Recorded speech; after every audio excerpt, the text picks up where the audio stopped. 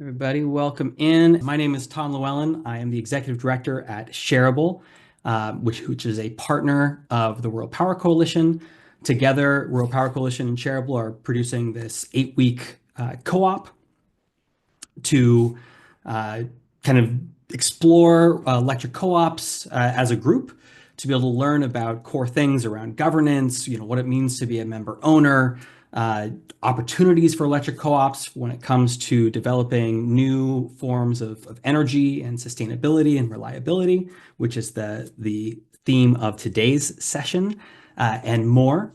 Today, we're fortunate to be joined by Philip Fracica. Thank you. Sorry for that one. Philip Fracica, from the director of programs at Renew Missouri, Liz Veazey, which is a policy and rural energy director at Solar United Neighbors, and Rob Davis, who's the chief growth officer at MRETS. They're going to be talking primarily focusing today on agrivoltaics and virtual power plants. So we will be going from there. After the presentations, there's going to be time for Q&A. And if you have questions throughout the session, please do go ahead and drop them in the chat as well. We'll be collecting them so we're ready for when the Q&A begins. With that, I'm going to pass it over to Liz. Great. Thanks, Tom. Excited to be here. And yeah, I thought I'd start with a little bit about my organization. So I work for Solar United Neighbors. We're a national nonprofit, and we provide education and free resources to help people go solar. And I work on the policy team and sort of work to engage solar owners and supporters in advocating for better solar policy. And my title actually recently changed to Director of State Policy Campaigns at Sun. So I'll be managing our 3 regional policy campaigners, and I also lead Sun's work related to rural electric co-ops. Before I was at Sun, I worked for another nonprofit that was focused on organizing member owners of electric co-ops around better governance and clean energy policies. And I've been doing some sort of clean energy climate work for around 20 years, and I live in Omaha, Nebraska. Sun has state programs in about 14 states, including DC and Puerto Rico, and we've been involved in electric co-op work, including supporting member owners running for their boards and pushing for better policies in at least 5 or 6 states. We've recently launched an online forum to try to better connect people who are member owners of electric co-ops and advocates across the country to talk about solar and other clean energy policy and governance and beyond. So what is a virtual power plant, or at Sun, as we like to call them, a distributed power plant? So a VPP or DPP. So, as I say here, a coordinated network of distributed energy resources. So those could be an EV charger or a hot water heater or energy storage or maybe a smart thermostat. So we're bringing together a network of those distributed energy resources and having it collectively be managed to balance energy supply and demand and delivering grid services like a conventional power plant. Or you could frame it as an aggregation of customer resources to provide services to the grid, including shifting demand and voltage. And this image is from the Department of Energy's liftoff report on VPPs from 2023. So it's showing sort of aggregating all those different things together. So why are we talking about virtual power plants or distributed power plants?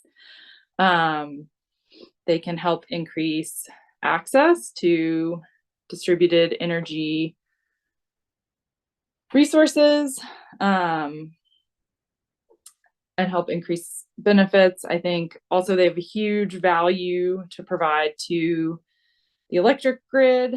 These are some estimates from, I think, the DOE liftoff, some of those reports, and possibly including some work from Brattle Group around, billions of dollars in savings every year if we can really expand the capacity of distributed power plants in the US. Because distributed power plants are often 40% or more lower cost than other types of power plants, and they can come online much faster. So yeah, this is just sort of I think this is from one of the DOE liftoff reports as well, and sort of helps visualize some of the benefits of these programs. So they're helping more people access distributed energy resources and helping lower energy bills for participants and lower energy system costs for everybody. This is from a report from the NC Clean Energy Technology Center and the Smart Electric Power Association, or SEPA, and shows sort of some of the activity related to VPPs around the country. So of note, there's, at least 10 yellow states with 3 or more actions, including some on the West Coast, Texas, Colorado, Arizona, Illinois, Virginia, and South Carolina. And then there's activity also in, most states. So just wanted to show that. Thanks. So wanted to touch on Solar United Neighbors model policy. We have created model state legislation and a model tariff on distributed power plants. You can access them on our website. I also put a QR code that will take you to the webpage, or solarunitedneighbors.org/DPP should take you there as well. And you'll have to scroll down a bit, but they should be there towards the bottom above the program examples. These model policies we've been working on in a number of places, but are sort of based on these 6 principles around fair compensation, open access, energy equity, affordability and cost savings, facilitating electrification, and rapid deployment and scaling. So I can talk a little bit about those. So for fair compensation, for the first one, we want to make sure that we're incentivizing participation and really recognizing the value that customers are providing to the grid, and that, that's predictable. For number 2, for open access, we'd like to see any utility customer in the utility territory with a distributed energy resource be able to participate. We don't want to see it limited to just people who have a certain type of electric vehicle or a certain type of battery, but would like to see everybody have access. For number 3, for energy equity, trying to promote programs that provide incentives, additional incentives and compensation for folks with low to moderate income and for people living in environmental justice communities. Number 4, affordability and cost savings. These resources are reducing peak load, and they're shifting the load, reducing the peak, helping reduce the cost of energy overall. And so we want to make sure that those cost savings are shared with all the customers, keeping bills lower for everyone. The one on facilitating electrification, DPPs provide a framework for integrating distributed energy resources like electric vehicle batteries, heat pumps, smart thermostats, electric water heaters, and other electric appliances. So that can help facilitate electrification, and then help reduce the concern for a big peak from a bunch of new electric appliances, and make sure that those, that the costs for the grid for doing that are lower. Okay, yeah, just going to touch on some of the states where we are working on these policies. I would say that we're probably most involved in Virginia, Minnesota, Illinois, and Massachusetts. but we're working in a number of other states, as you can see on the map. Some of them in drafting legislation, like in Michigan, California, Nevada, and Oregon. And in at least 6 or 7 other states, we're involved in regulatory proceedings. But I think, as many of you may know from policy work, a lot of utilities, most utilities could offer programs like distributed power plants or inclusive utility investments or other good programs. They could offer those right now, or they could ask for approval from the State Utility Commission to offer those programs now. But often they're not offering those programs, and they won't offer those programs unless they're required to do so by policy. So, that's one of the reasons working on a lot of these policies. And I think, if some of you have been involved in state policy around energy, often rural electric co-ops are left out of requirements by state policy, because they would often oppose any required policy that applied to them. And so it becomes a little easier to pass policies if you don't require the electric co-ops to also participate, just like the large investor-owned utilities. So, that is often true about the state policy work, that it will only apply to maybe the largest or a few of the largest investor-owned utilities in the state. But there may be opportunities, if some folks here want to work on it, to try to work harder to push something that in some of these states that would include electric co-ops. So something to think about. DPPs offer an opportunity for utilities to help educate their members, their customers, about the benefits of distributed energy resources and how they could participate. So there's a lot of opportunity there around customer education. And then the fourth cooperative principle, concern for community. I think there are a lot of ways that DPPs help increase community resiliency and provide, benefits and lower costs for the whole grid and community.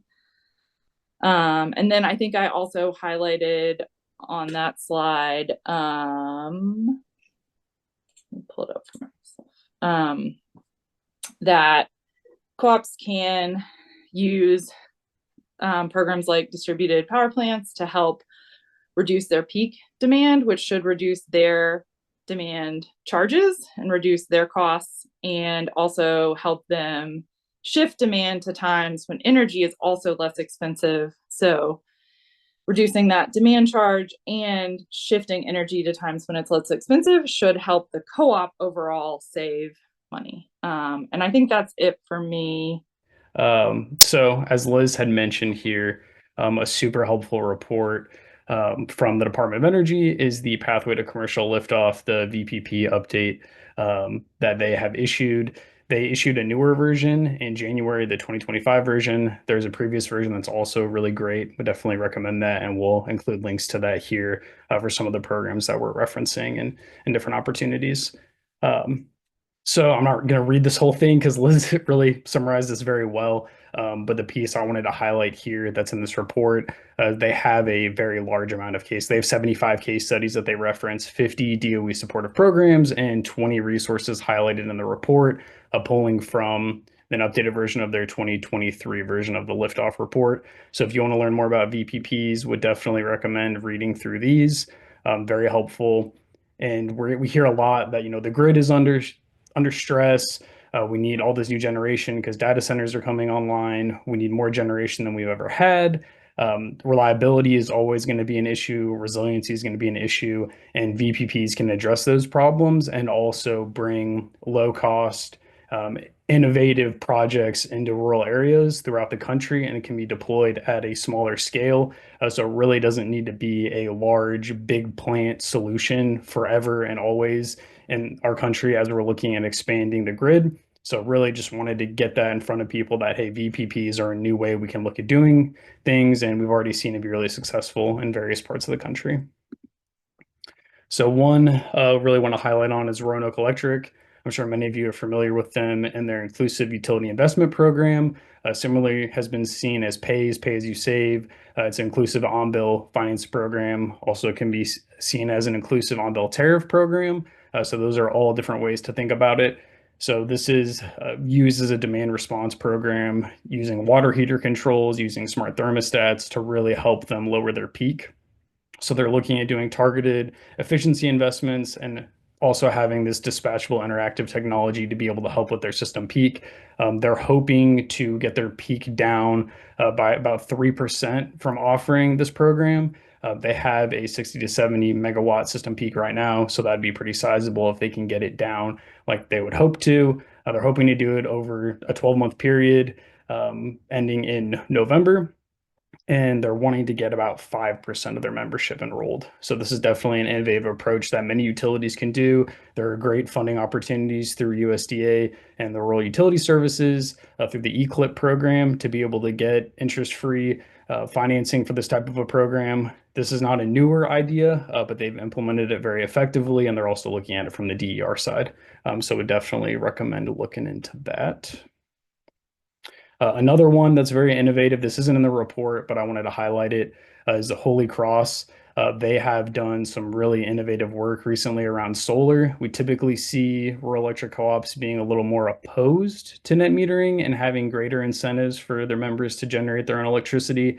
But as you can see here, they have a pretty favorable incentive program. So if you were a net metered customer, if you had solar you're self-generating at your property, you would be able to get these incentive dollars per kilowatt, depending on the size of the system you would want. And they also have a storage component to that they're offering, and they're offering up to $12,000 for their members to add a storage system to their solar. That's very generous as well, and they calculated it as $500 per enrolled KW at that pricing. So they're being very generous with members. I've not seen any other co-op and many utilities in general, regardless of their type, having this great of an incentive for solar plus storage. So really great to see here, and definitely an example of what we'd like to see from other co-ops. So moving on, when we talk about VPPs, this is the why. Like, why would you want to do this beyond just saying building a bunch of natural gas plants or another big coal plant? This can bring a lot of local benefits. It can bring reduced pollution burden. That's really important if you're looking at it from a regulator or utility perspective. So not as important for a co-op in terms of decision making, but is still important.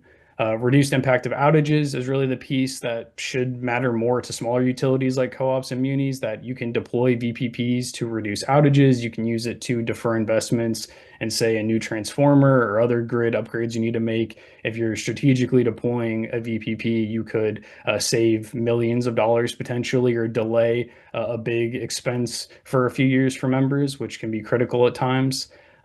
Also related to that, lower utility bills. So if you're using VPPs to lower potential cost shifts or big rate impacts, could really help smooth things out for ratepayers. So there are a lot of good reasons to do it from an economic sense only. There's also great opportunities around local workforce development. The other part that's nice about this, if you're doing a VPP, you're probably going to build it locally. You're going to build it somewhere around the service area of a co-op, of a municipal utility, or even an IOU. But if you're looking at it here, you're getting that local workforce development that you're otherwise not going to get if you're, say, just doing one big plant that's hundreds of miles away, that's then transmitting the power through transmission lines. You can actually develop something in your community and keep some of those benefits locally if you're looking at doing a VPP. So for further examples here that were in the report as well, and there are others that didn't reference, but these really stuck out, of looking at Hawaii's program. They have a smart programmable water heater system, and that's a really, low level, easy to do, easy to grasp.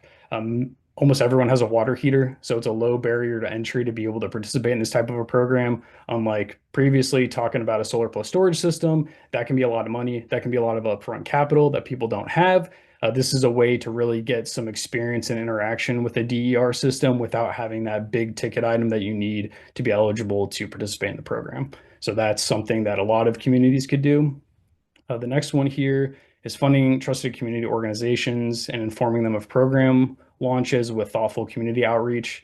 So in Massachusetts, they set up a nonprofit quasi-governmental group, Mass Saves, which is a collaborative that included input from all of their electric and natural gas utilities to be able to help with access to energy efficiency programs, working with community-based organizations, getting a better knowledge and relationships with local communities, with local leaders to really be able to drive enrollment and participation in programs that are prioritizing low-income communities, looking at renters, and trying to make sure that they're available and participating in these incentive programs. So again, talked about Roanoke. One piece here that I wanted to highlight, the Pay As You Save program is giving you a guaranteed 20% savings through the program.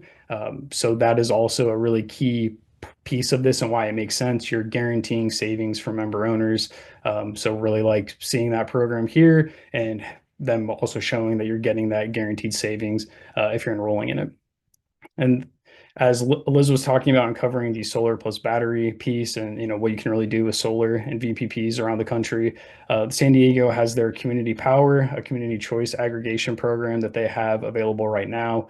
And they're looking at trying to stack that with other existing incentives in the state. So also a really good way to go about approaching community solar. You're looking at using VPPs as part of it as really a strong example that we'd like to see more of.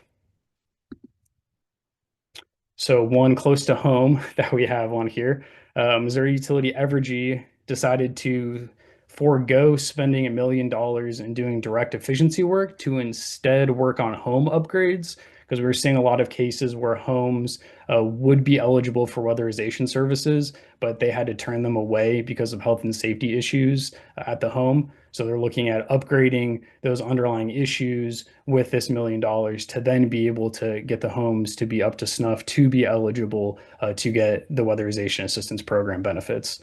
So that's a really innovative way to think about approaching some of this too.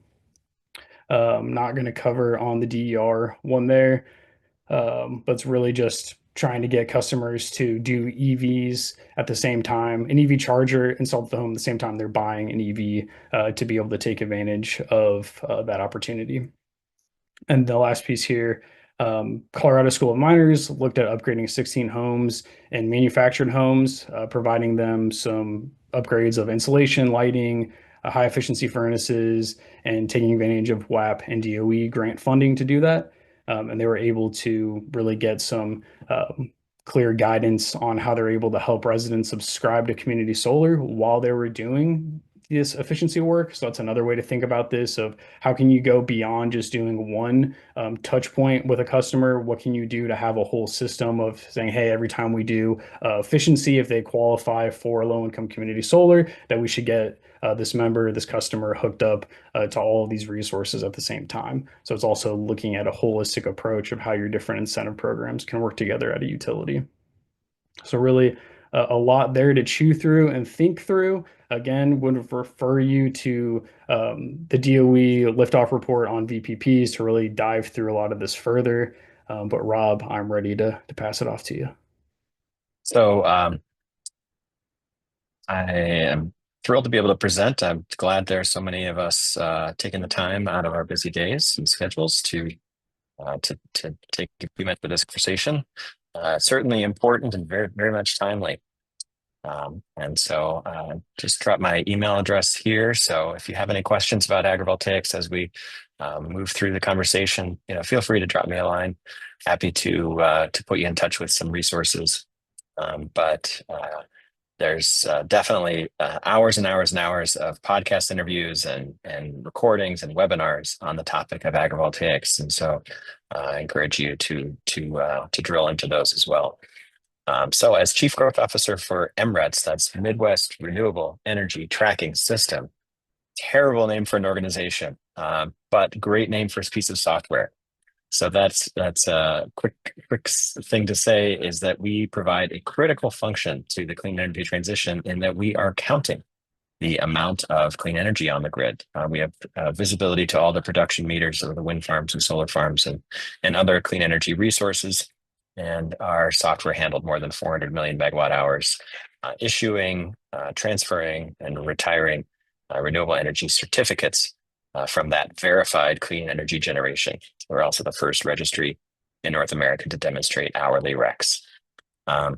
So why are we presenting on agrivoltaics? Well, first off, it happens, it's just as a fluke that I've spent the majority of my career working in agrivoltaics. And a reason why a registry, a clean energy registry, would care about that is that agrivoltaic approaches to solar development have been shown to significantly reduce opposition and increase support. This is a slide from a larger study by Lawrence Berkeley National Lab that was published, I believe it was published last spring, on evaluating attitudes of people who live within 3 miles of large-scale solar projects. Existing people who live within 3 miles of existing projects. 3 types of projects were evaluated: greenfield projects, just new, solar field replaces a cornfield or a beans field; landfill, brownfield projects; and then finally agrivoltaic projects. And that they defined as pollinator-friendly habitat throughout the array area, or grazed by sheep, or using crops under and around the panels. And so what you can see in this slide is that that the number of people who loved it about doubled, positive attitudes doubled, and negative attitudes went in half. So a great way to work with your co-op to say, hey, we might have there might be folks who have some concern in our community about the way these projects are developed. One simple trick is doesn't solve all the problems or all the challenges, but one simple trick to help ensure you get better outcomes and more lovers and fewer detractors is to embrace agrivoltaics. So what further does that mean? And what other mechanisms are there to support the financing of agrivoltaics? Emirates is one registry. There are a few nationwide, but we happen to be the largest in North America. And we actually happen to track that as an attribute. So we track whether projects, as you can see down in the lower left-hand corner here, meet a habitat-friendly solar standard. And so we track those energy certificates. Pollinator-friendly solar is one way to do agrivoltaics. And these bees provide very, very important functions, I think, that we all love, because we all love to eat food. And so just these simple food types require significant amount of pollination. So for every blueberry, if they don't get 2 to 4 visits by a bee, they end up being incomplete. Apples need 6 to 8 pollinator visits. Strawberries need like 40 visits. Raspberries need 8 to 10 visits. So that's a lot of visits. 70% of crops require pollination. And so, just one of these little containers of blueberries is it's like several thousand visits from, bees to flowers. So, and then this is my most favorite crop of all. This is coffee. So every one of these little coffee berries contains 2 coffee beans. And so a single cup of coffee represents more than 1,000 pollinator visits, visits from bees to flowers. So the role of pollinators in our food system is critical. Rutgers University published a report a couple of years back saying that crop yields for apples, blueberries, and a lot of the most delicious things suffer from insufficient pollination, and so this is a big opportunity for us to contribute to agricultural productivity by building pollinator-friendly solar projects. So the United Nations says this is a big economic opportunity, and here's what a bunch of these projects look like. So flowers and around panels, you can see why the community acceptance goes up when projects are designed and use a seed mix that incorporates native flowering vegetation. It was subject to a big feature story in the New York Times a couple of years back. One of the most forward-looking and advanced projects in the country is run by Jordan Macknick at the National Renewable Energy Lab. The INSPIRE study looks at solar co-location and ways to co-locate agricultural practices and ecosystem services. And so this study shows that pollinator habitat significantly increases pollinator abundance. It actually helps manage costs, so it's cost effective, reduces O&M costs, and can actually increase the efficiency of the panels by creating a cooler microclimate under and around the panels. So this is like a win-win-win all around. So as your co-op considers local solar projects or other renewable energy development, you can stack multiple benefits inside the fence of these projects. So pollinator friendly is just one of the first ways to do agrivoltaics. And I highlight it first with the most pictures because it's the easiest and the cheapest. It only works in places where plants are growing.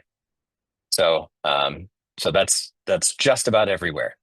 Oh, there's a nice little video there. Yeah.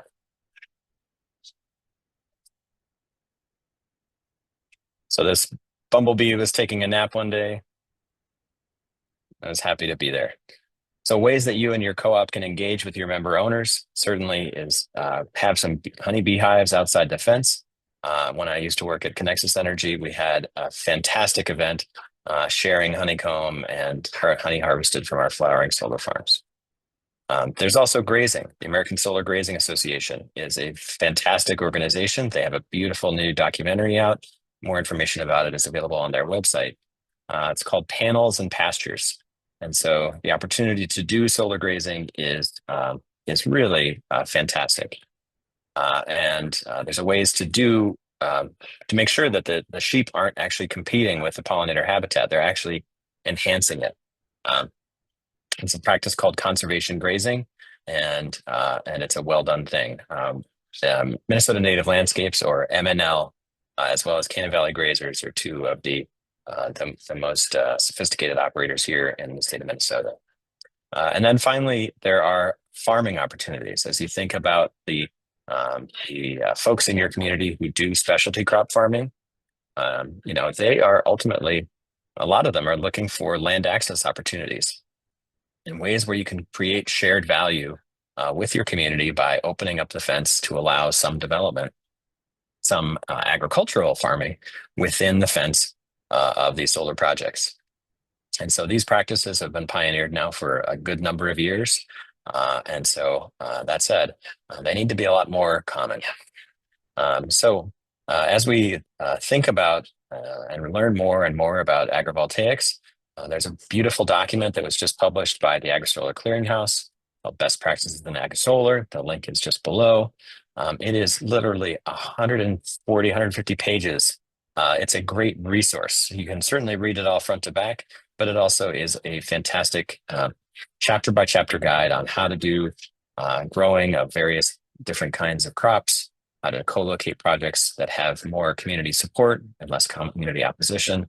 And ultimately what it comes down to is back to the co-op principles. So when we are living our values and practicing our co-op principles as a community, we express that seventh co-op principle, that we are looking for opportunities where we can develop reliable, affordable, safe energy generation, site it within our communities, and build it in ways that reflect our community's values. So very much appreciate you all having me on for this presentation, and happy to stick around for a few minutes for questions. Thank you. Well, one of the things that I was hoping, Rob, actually you could hop back in and talk a little bit more about some of the siting challenges. What are some of the current policy limitations that you're working on? Yeah. Well, anytime you build anything anywhere, people have opinions, and they have that right. So it's a great opportunity to ensure that we're building projects and proposing projects, and frankly, that it's even right there in our request for proposals, because that's when you have the most leverage. When you as a co-op can issue an RFP and include right in there that, hey, we're actively looking for projects that propose dual uses and co-location with agriculture, and or create more benefits for ecosystems. Because then solar companies know what they're competing against. They know that that they're going to be judged by how agriculturally innovative or how well they can do agrivoltaics.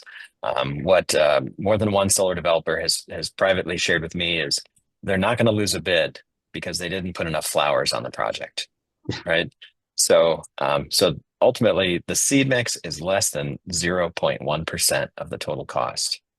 So, so if there are opportunities to create solar projects that have better ground cover and more appealing, more high performance ground cover that stacks additional benefits, that's one that co-ops in particular should be embracing that opportunity. And how about the kind of just developer, there was a question here from Brian Flory asking, have you shared your findings with the developer community and what has been their responses? Oh yeah, absolutely. So some developers have been wildly enthusiastic. Encore Renewables out in Vermont area, U.S. Solar here in the Midwest and even out the West. One Energy Renewables. So there's a number of solar developers that are doing very much authentic agrivoltaic projects and are competing and winning. And they're not just winning one project, but they're being welcomed back to the community for a second, third, and fourth project. And that said, other companies have different business models. So I think there was a DOE grant a couple of years ago that went to SEIA, the Solar Energy Industry Association, for them to do kind of stakeholder and convening process. And SEIA is taking a lead, and they've been blog posting and posting on social media all about agrivoltaics for a good long time. So they are very much embracing the fact that, like, hey, if we want to build more solar more quickly, we need to be, to make our projects look and create more value, just as a matter of competition. So one of the things that I was going to ask about when it comes to virtual power plants, while others are getting questions in there, one thing that I found really interesting is that virtual power plants are integrating a lot of existing, already used technologies into a system. I'm wondering if there is, besides a number of the technologies that you guys both already kind of spoke to, is there anything new that's currently being developed that you feel like hasn't come to scale yet, but you think could be a real game changer for implementation? I think vehicle to grid, we're sort of on the cusp of that. And like Ford had the partnership with Sunrun and their F-150 Lightnings, I think can power your home. But I think we're sort of on the cusp of seeing more of that. And so I think there's a lot of potential there to use the batteries in the cars that sit around more than 90% of the time, right? Either in a parking lot or in your driveway, to utilize those. And there are some programs now with school buses. So thinking about beyond just the residential, but at like schools and businesses and things that have fleets of cars, if they're all sitting around accessing the school bus batteries or the other fleet batteries for to help shift load on the grid at peak can also help. So I think we're on the cusp of seeing more of that. Philip, you have other things? No, that's exactly where I was going to go with it as well. I'd say the only other piece of it that I've seen is just the connecting of all of the things, right? Like we've seen a lot of examples where we're talking about bidirectional use of an EV battery, and we're talking about having the water heaters that we can take advantage of, or dispatchable batteries, but haven't really seen anyone taking an approach of like, we're going to use your whole home and you can sign up for all 5 of these things to be called on by your utility. So I think just adding layers to it and getting a little more evolved with how that works with different technologies together will be interesting to see as well. And can you, thanks for that, for both of you. And Rachel's asking about, what do the, sorry, the other question, just lost it. What do the tariffs look like from earlier in the presentation? I think that you maybe spoke about.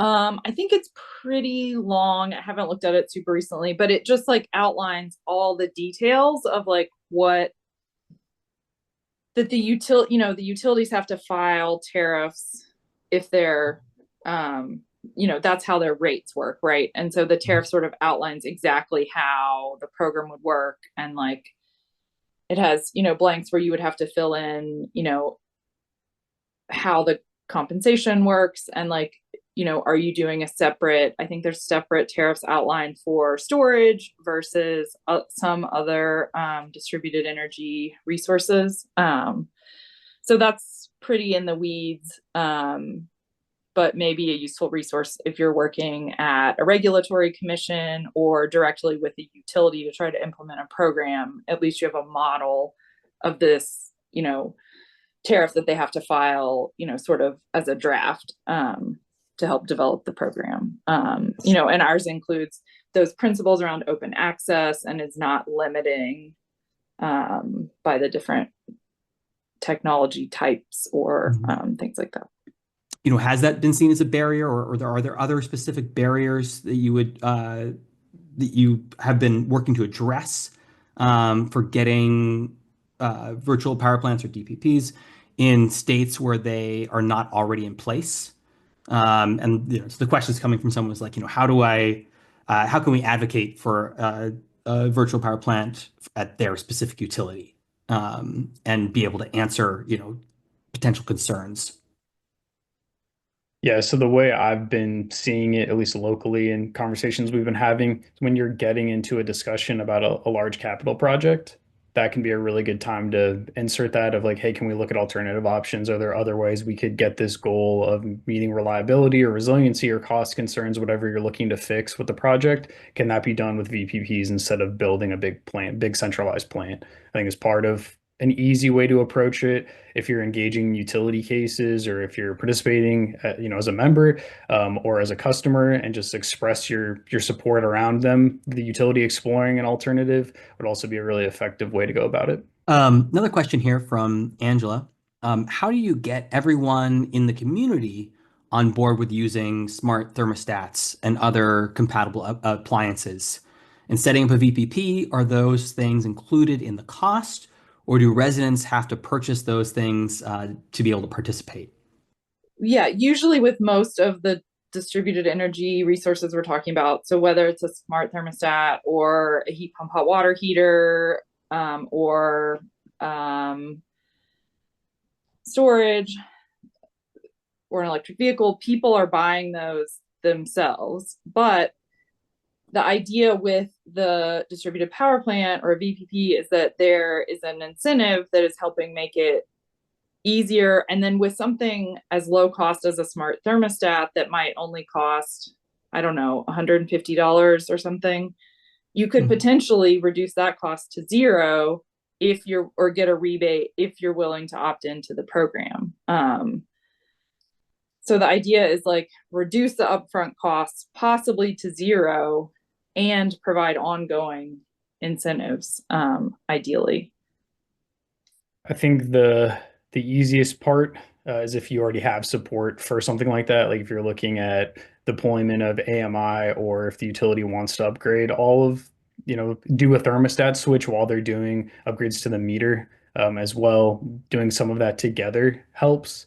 That will also help with the cost if you're having other people do it. But in the Holy Cross example I shared, that's just on the individual. Like they would have to go out and buy solar and pay for that on their own to be eligible for the storage incentive that they're getting. So some of the programs do require you to spend some money to get the incentive. But generally, we've just been supportive of if utilities want to look at doing this type of a VPP effort to really have upgraded systems, have a appropriate billing system, have upgraded meters so you're able to actually communicate the data that you need. So really having everything talking to each other and speaking the same language behind the scenes. Yeah, I guess I would follow up on that note about, advanced meter technology and AMI, that, sometimes the utilities say like, oh, we can't do this because we don't have that. But you can actually communicate with these devices and get information, and without that, without advanced meters, and there's a pretty large program in Puerto Rico VPP program that is helping prevent blackouts and is helping keep the grid up. And, they don't have any sort of advanced, I think they call the utility calls the company, the companies that aggregate their devices, and they have access through Wi-Fi interconnection of their devices to be able to manage and turn them off and tell them to tell the batteries to put power back to the grid and stuff. So there are a lot of different ways to do this. And the utilities often use things like that, or say like, oh, we don't have a management system for this, so we can't do this program, but they can do programs like this without that. So definitely have to keep pushing and try to, there are examples of programs without fancy DERM software or AMI. Yeah, on the flip side of that too, if your utility already did an AMI upgrade and you already bought it all and paid for it and are saying they can't do this, we had a case in Missouri where our commissioners of our Public Service Commission were annoyed that the utilities spent all this money doing AMI and customers paid for it, but they weren't capturing the energy savings that they were promised and were going to be delivering in. So that's part of it too, of hey, you can actually get a lot of these benefits if you use it to its fullest extent to do so. Yeah.